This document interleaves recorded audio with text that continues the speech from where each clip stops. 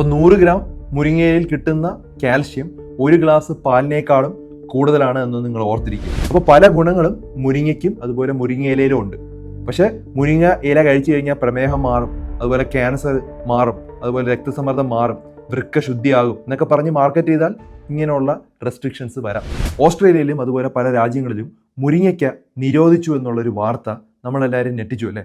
ഇന്ത്യയിലുള്ള പല ഡോക്ടർമാരും ആരോഗ്യ വിദഗ്ധരും എല്ലാവരും മുരിങ്ങയെ പുകഴ്ത്താറാണുള്ളത്. പക്ഷേ ഓസ്ട്രേലിയയിലും ഇതുപോലുള്ള പല സ്ഥലങ്ങളിലും എന്തുകൊണ്ട് ബാൻ ചെയ്തു എന്നുള്ള കാര്യം നമ്മൾ മനസ്സിലാക്കണം അല്ലേ. അപ്പോൾ ഇത് കേൾക്കുമ്പോൾ പല ആർക്കും പേടി തോന്നും. കാരണം എല്ലാ ദിവസവും നമ്മൾ മുരിങ്ങത്തോരനും അതുപോലെ മുരിങ്ങയ്ക്കയാണ് കഴിക്കാറുള്ളത്. അപ്പോൾ ഓസ്ട്രേലിയയിൽ എന്തോ സംഭവിച്ചു? സാധാരണ ഒരു മുരിങ്ങയിലയോ മുരിങ്ങയ്ക്കോ അല്ല അവിടെ നിരോധിച്ചത്. എന്താണ് അവർ പറഞ്ഞത്? കാരണം മുരിങ്ങയ്ക്ക സപ്ലിമെൻറ്റുകൾ അത്രമാത്രം നമ്മുടെ മാർക്കറ്റിൽ സുലഭമായിട്ട് മാറിയിരിക്കുകയാണ്. ഔഷധ ഗുണം അവകാശപ്പെട്ട് ധാരാളം ഉൽപ്പന്നങ്ങൾ വന്നിരിക്കുകയാണ്. കർശനമായ നിയന്ത്രണങ്ങൾ അതുകൊണ്ട് അവർ കൊണ്ടുവന്നിരിക്കുകയാണ്. പല രോഗങ്ങളും മാറ്റുമെന്ന് പറഞ്ഞ് മുരിങ്ങപ്പൊടിയും മുരിങ്ങയുടെ ഇലയൊക്കെ ശാസ്ത്രീയ തെളിവുകളില്ലാതെ അത് സർക്കുലേറ്റ് തുടങ്ങിയപ്പോഴാണ് ഇങ്ങനെ ഒരു നിയമം കൊണ്ടുവരേണ്ട അവസ്ഥ അവർക്കുണ്ടായത്. മുരിങ്ങ ശരിക്കും ഒരു നല്ല അത്ഭുത മരുന്നാണെന്ന് ചോദിച്ചു കഴിഞ്ഞാൽ അത്ഭുത മരുന്നൊന്നുമല്ല, പക്ഷെ അതൊരു നല്ലൊരു ഭക്ഷണമാണ്. കാരണം അതിനകത്ത് ഫൈബർ ധാരാളം അടങ്ങിയിട്ടുണ്ട്. ഇതിൻ്റെ പോഷകശക്തി വളരെയധികം നല്ലതാണ്. നമ്മുടെ വീട്ടുമുറ്റത്ത് ശരിക്കും നിൽക്കുന്ന ഒരു മുരിങ്ങ മരം ഒരു ന്യൂട്രീഷൻ ഫാക്ടറി ആണെന്ന് പറയാം. ഒരു 100 ഗ്രാം ഒരു മുരിങ്ങയില എടുക്കുന്ന സമയത്ത് അതിനകത്ത് vitamin A, vitamin C, vitamin K, folate, calcium, potassium, magnesium, ഇരുമ്പ് തുടങ്ങിയ ധാരാളം കാര്യങ്ങൾ അതിനകത്ത് അടങ്ങിയിട്ടുണ്ട്. ഇത് സ്ഥിരമായിട്ട് കഴിക്കുന്നത് വളരെയധികം നല്ലതാണ്. പലരും കരുതുന്നത് കാൽഷ്യം കിട്ടാൻ പാല് കുടിക്കണമെന്നുള്ളതാണ്. പ്രായമുള്ള ഒരു 40 വയസ്സ് കഴിഞ്ഞാൽ പാൽ അത്ര റെക്കമെൻഡ് അല്ല. പക്ഷേ മുരിങ്ങയിലും ധാരാളം കാൽഷ്യം അടങ്ങിയിട്ടുണ്ട്.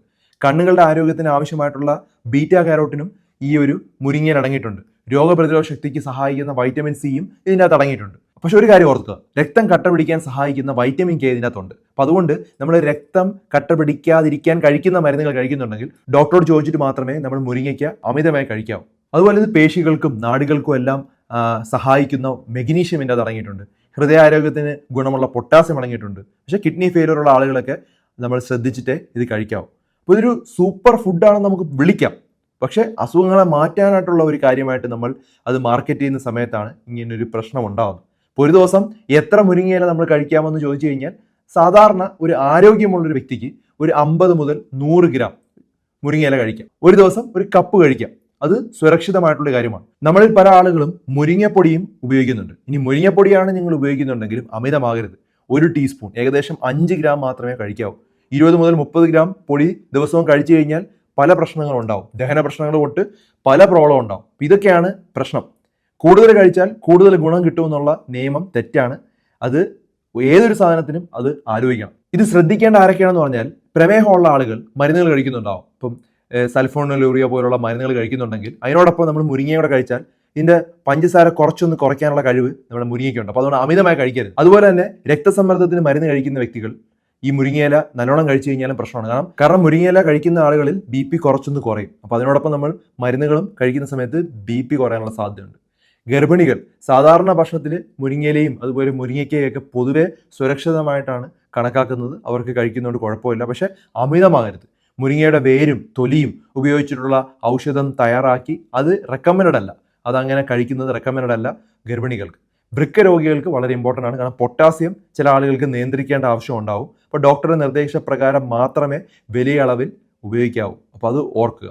പിന്നെ ദഹന പ്രശ്നമുള്ളവരും അമിതമായി കഴിക്കരുത്. ഇപ്പം IBS പോലുള്ള ആളുകൾ, ക്രോണിക് ഗ്യാസ്ട്രൈറ്റിസ് ഉള്ള ആളുകൾ, കോളൈറ്റിസ് പോലുള്ള അസുഖമുള്ള ആളുകളിലും അമിതമായി കഴിച്ചു കഴിഞ്ഞാൽ വൈറൽ ഗ്യാസ് ഉണ്ടാകുക, വയറിളക്കം ഉണ്ടാകുക, ഇതൊക്കെ കോമൺ ആയിട്ട് ഉണ്ടാകുന്ന ഒരു പ്രശ്നമാണ്. ഇപ്പോൾ 100 ഗ്രാമിനുള്ള ഒരു പോഷകങ്ങളോടെ ഞാൻ പറഞ്ഞുതരാം. നിങ്ങളത് മനസ്സിലാക്കണം.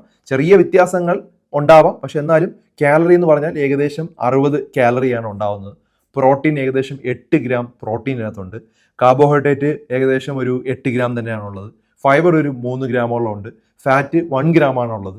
കാൽഷ്യം ഒരു 400 മില്ലിഗ്രാം കാൽഷ്യം ഉണ്ട്. പൊട്ടാസ്യം ഒരു 300 മില്ലിഗ്രാം ഉണ്ട്. മെഗ്നീഷ്യം ഉറങ്ങാനൊക്കെ സഹായിക്കുന്ന സാധനം ഒരു 50 മില്ലിഗ്രാം ഉണ്ട്. പിന്നെ അയൺ ഒരു 4 മില്ലിഗ്രാം ഉണ്ട്. വൈറ്റമിൻ സി ഒരു 50 മില്ലിഗ്രാമും വൈറ്റമിൻ എ ബീറ്റാ കരോട്ടിൻ വളരെ ഉയർന്ന അളവിലുണ്ട്. വൈറ്റമിൻ കെയും ഇതിൻ്റെ അകത്ത് ധാരാളം അടങ്ങിയിട്ടുണ്ടെന്ന് ഞാൻ പറഞ്ഞു. അപ്പോൾ 100 ഗ്രാം മുരിങ്ങയിൽ കിട്ടുന്ന കാൽഷ്യം ഒരു ഗ്ലാസ് പാലിനേക്കാളും കൂടുതലാണ് എന്ന് നിങ്ങൾ ഓർത്തിരിക്കുക. ചീരയിലയാണോ മുരിങ്ങയിലയാണോ നമ്മുടെ അനീമിയയ്ക്ക് നല്ലതെന്ന് ചോദിച്ചു കഴിഞ്ഞാൽ ശരിക്കും നമ്മുടെ അയൺ കണ്ടന്റ് കൂടുതലുള്ളത് മുരിങ്ങയിലയിലാണ്. അപ്പോൾ പല ഗുണങ്ങളും മുരിങ്ങയ്ക്കും അതുപോലെ മുരിങ്ങയിലയിലും ഉണ്ട്. പക്ഷേ മുരിങ്ങ ഇല കഴിച്ചു കഴിഞ്ഞാൽ പ്രമേഹം മാറും, അതുപോലെ ക്യാൻസർ മാറും, അതുപോലെ രക്തസമ്മർദ്ദം മാറും, വൃക്ക ശുദ്ധിയാകും എന്നൊക്കെ പറഞ്ഞ് മാർക്കറ്റ് ചെയ്താൽ ഇങ്ങനെയുള്ള റെസ്ട്രിക്ഷൻസ് വരാം. അങ്ങനെയാണ് സംഭവിച്ചത്. ഇപ്പോൾ മുരിങ്ങ കഴിച്ചു കഴിഞ്ഞാൽ ഈ അസുഖം മാറുമെന്നൊക്കെ പറഞ്ഞിട്ടുള്ള പ്രചരണങ്ങൾ കാരണമാണ് ഇത്തരത്തിലുള്ള നിയന്ത്രണങ്ങൾ പല രാജ്യങ്ങളിലും കൊണ്ടുവന്നിരിക്കുന്നത്. അല്ലാതെ മുരിങ്ങയില കാരണം വലിയ പ്രശ്നങ്ങളൊന്നും ഉണ്ടാകുന്നില്ല. പല പഠനങ്ങളിലും LDL കൊളസ്ട്രോൾ കുറയ്ക്കാൻ വേണ്ടി സഹായിക്കുന്ന ഒരു നല്ല ഫൈബർ അടങ്ങിയിട്ടുള്ള ഒരു ആഹാരമാണ്.